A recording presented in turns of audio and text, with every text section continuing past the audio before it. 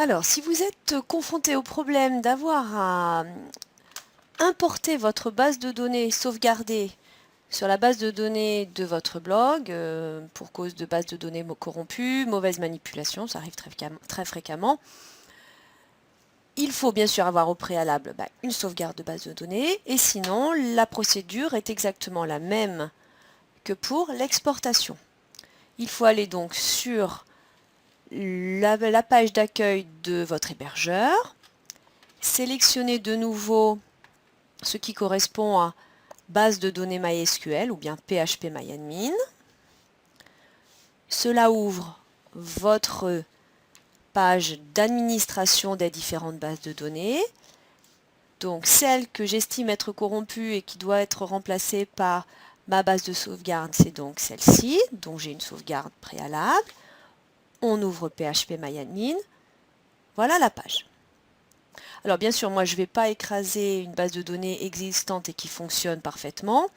Je vais donc procéder à cette importation sur mon serveur local, mais la procédure est exactement la même. Voilà, la fenêtre est quasiment identique à part la couleur. Je sélectionne dans ma liste de bases de données celle qui est corrompue, inutilisable, BiblioAnge. Il est préférable, avant de procéder à l'importation de votre base de sauvegarde, de procéder quand même à l'exportation de la base de données existante, même si elle est corrompue ou pour une raison ou une autre inutilisable, et de mettre de côté cette dernière base de données avant toute manipulation. Ensuite, une fois que l'on a exporté au cas où la base de données existante, on coche toutes les tables de la base de données. On va simplement les supprimer pour éviter les doublons à l'importation. Donc pour la sélection, supprimer. Voulez-vous vraiment exécuter la requête suivante? Oui.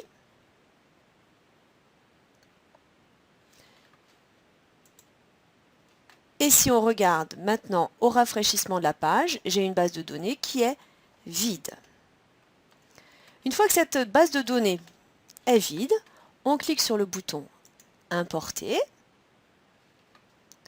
Parcourir. On sélectionne la sauvegarde, ici moi, BiblioAnge 12 avril 2015, Ouvrir. On laisse cocher ou on décoche permettre l'interruption de l'importation. Personnellement, je préfère décocher et laisser la machine tourner s'il y a besoin. Format SQL, mode de compatibilité non. Exécuter. On laisse le temps au serveur d'abord de télécharger la base de données et puis de l'importer sur le PHP-MyAdmin.